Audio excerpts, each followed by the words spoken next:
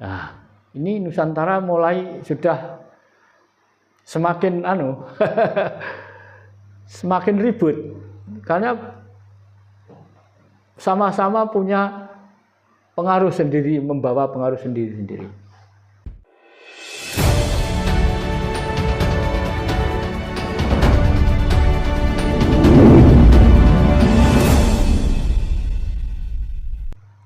Apa boleh saya buka omong? Boleh, monggo. Monggo nggih. Sedikit aja ya. Diteliti sejak mulai tahun 1 Masehi per 500 tahun. 1 Masehi sampai 500 Masehi. Itu zaman kejayaan Nusantara. Walaupun zaman belum maju, belum apa adanya. Yang maksudnya bangsa Nusantara hidup damai, tentram, sejahtera, rukun. Mulai 1 sampai 500 tahun. Di tengah-tengah perjalanan 500 tahun ada tamu dari mancanegara yang asalnya berdagang. Masuk Nusantara, belum Indonesia. Nusantara. Di tengah-tengah perjalanan tahun ini ada bangsa asing yang masuk berdagang di Indonesia. Ya, kaum Hindustan, kaum Dharma datang ke Nusantara, nyampe ke Jawa ini membawa pengaruh ajaran agama. Dharma, Hindu, Buddha, Tridharma. Makanya sejak ada orang dari Hindustan, dari luar masuk ke Nusantara, mulai tahun 500 Masehi sampai 1000 Masehi, tahun 1000, itu mulai terpengaruh menjadi kejayaan bangsa Hindustan. Sampai berpengaruh berdirinya Candi Borobudur dan sebagainya. Semua candi-candi. Nah, candi itu kan tempat ibadah orang kaum Dharma. Jadi bukan miliknya orang Jawa. Bukan milik orang Nusantara. Nah, tapi waktu itu kaum Dharma dan bangsa Nusantara bisa hidup berdampingan, bisa hidup bersamaan. Karena dia ya tidak pernah mengolok-olok menjelek-jelekan orang Nusantara. Kan beliau merasa nyaman di Nusantara, merasa beruntung dalam berdagang, bisa saling asah-asuh. Tapi walaupun begitu sudah termasuk kejayaan kaum Dharma. Nah, jadi orang Jawa banyak yang ikut ajaran Dharma. Ya juga sebagian ikut kaum Dharma, sebagian ya tetap netepi lek Jawa. Menetapkan sebagai orang Jawa. Enggak ada orang menyalahkan, tapi situ karena ya iso ngrumangsani. Oh aku nok kene iki nunut. Aja sampai ngusik katentremane wong Nusantara. Sampai berjalan 500 tahun. Mulai tahun 500 sampai tahun 1000 Masehi. Di tengah-tengah perjalanan ini datang lagi dari asing lagi kaum Nasrani. Yang umumnya Londo, Belanda. Belanda dari mana?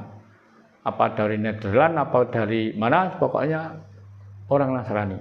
Membawa ajaran Nasrani. Kristen dan Katolik. Nah, ini Nusantara mulai sudah semakin semakin ribut. Karena sama-sama punya pengaruh sendiri, membawa pengaruh sendiri-sendiri. dan akhirnya bisa dikuasai orang Belanda. Kan cocok dengan sejarah. Indonesia pernah dijajah berapa? 350 tahun. Lah ini di antara tahun 500 sampai tahun 1000 Masehi. Ini bisa dikatakan kejayaan bangsa VOC yang membawa pengaruh ajaran Kristen Katolik. Nah, orang Jawa semakin lama ikut pinter. Loh kok tambah akeh kok ning Nusantara. Nggih. Setelah tahun 1000 Masehi sampai 1500 datang lagi kaum Muslim. Mulane di tengah perjalanan mulai tahun 1500 sampai tahun 2000 per 500 tahun ini. Londo diserang, diusir ke Nusantara. Jadi 1 sampai 500 kejayaan bangsa Nusantara, 500 sampai 1000 kejayaan kaum Dharma dari Hindustan, 1000 sampai 1500 datang seorang Belanda Nasrani membawa Nasrani. Kejayaan kaum Nasrani misalnya, kalau dikatakan agama. Terus 1500 sampai 2000 datang lagi di tengah. Kaum Muslim dari Emirat Arab datang di Nusantara. Secara singkat bisa dikatakan membawa pengaruh luar biasa. Nusantara mulai ribet, ruwet, peristiwa. Akhirnya politik, akal ukil, akal kancil, timbul semua. Bangsa Nusantara bisa dikuasai oleh bangsa Arab. Tahun 1500 sampai 2000. Lah sekarang Arab sudah kembali karena sudah tahu bahwa tahun 2000 sampai 2500 ini mau kembali semula. Karena apa? Bangsa Nusantara sekarang sudah tahu, sudah pinter, sudah ngerti, tidak bisa dibohongi. Arab sudah kembali ke sana.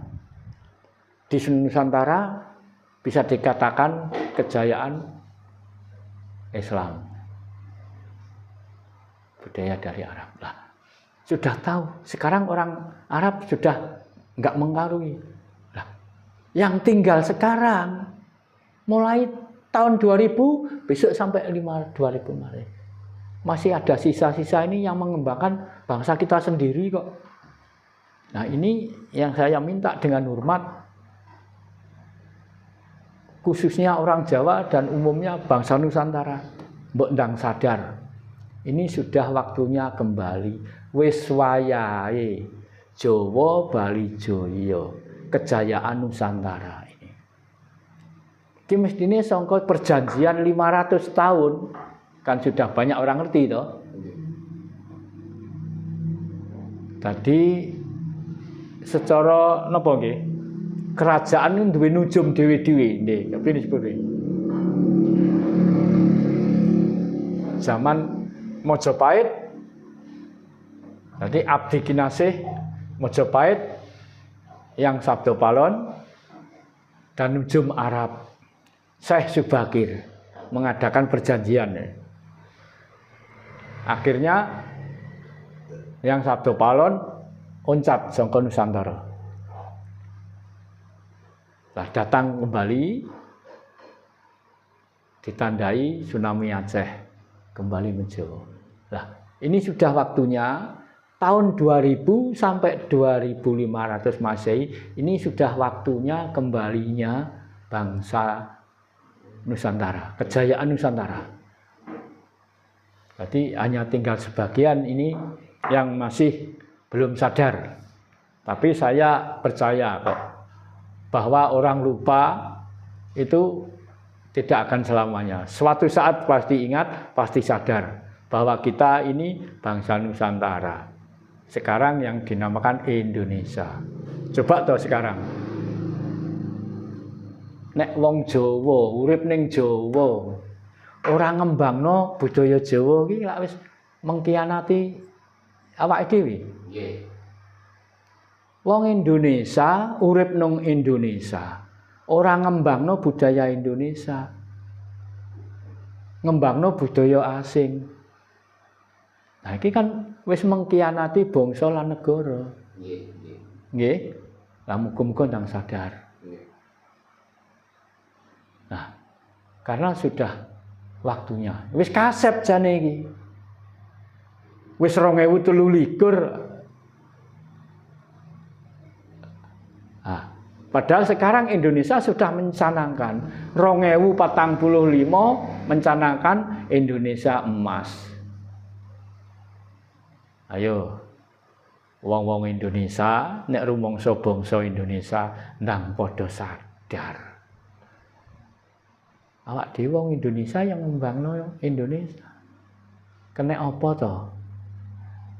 Wong kok ora pernah bangga karo weke dhewe. Manusia kok nggak pernah bangga dengan miliknya sendiri, nggak pernah puas dengan miliknya sendiri. Kita kan punya, ya. Awak dhewe duwe, makanya sekarang ini bisa dibilang bangsa kita Indonesia, bangsa yang terbodoh sedunia. Itu benar. Bodohnya bagaimana? Wong duwe orang ngerti kok. Duwe ora iso nggunakno kok. Ayo. Iki wonten malih Bapak. Nggih. Monggo. Agama yang terakhir adalah agama Islam yang dibawa Nabi Muhammad. Nah, kadang-kadang ada mendengar mau ada agama baru lagi. Tapi kan kalau menurut ajaran Islam kan tidak ada agama lagi. Ya toh Bapak? Nggih. Kalau menurut ajaran Nusantara, apakah ada agama lagi Bapak? Selain agama Islam yang disebut Setelah Islam. Ya, setelah Islam yang disebut agama terakhir itu tadi. Saya yakin 100% bahkan 1000%.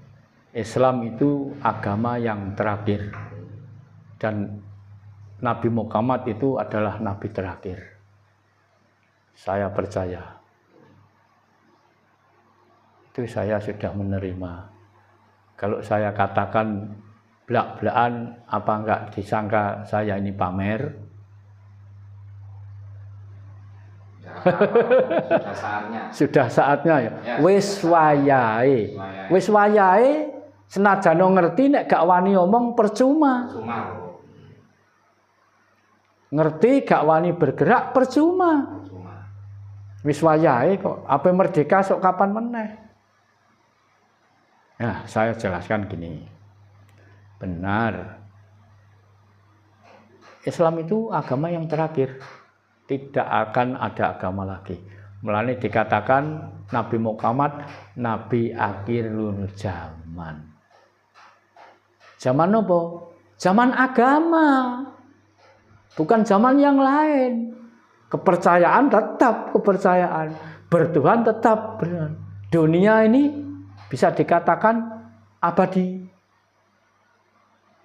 Yang dikatakan kiamat itu bukan dunia lepas hilang. Jadi orang yang bilang kiamat itu belum pernah memperjemahkan kiamat itu bagaimana. Saya punya keyakinan agama Islam agama yang terakhir, nggak ada agama lagi. Agama akhirul zaman. Nabi Muhammad juga nabi akhirul zaman. Karena apa? Pasti ada. Karena apa? Kalau saya bilang, orang Jawa bilang, orang Nusantara bilang, sekarang sudah tidak zaman agama lagi. Karena apa? Mau kembali bulat lagi, kembali semula.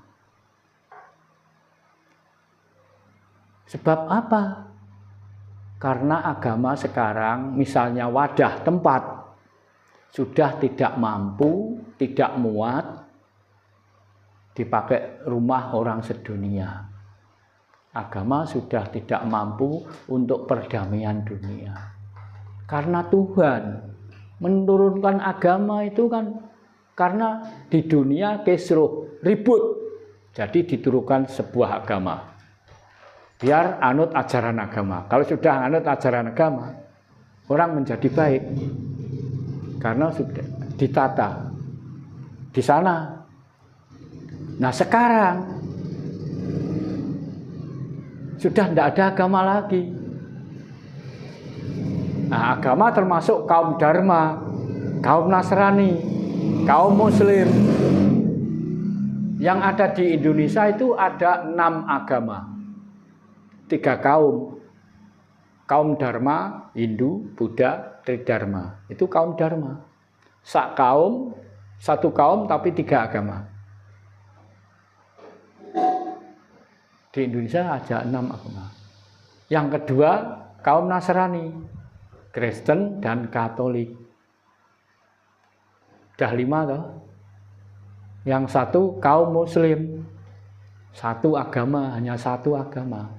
Islam.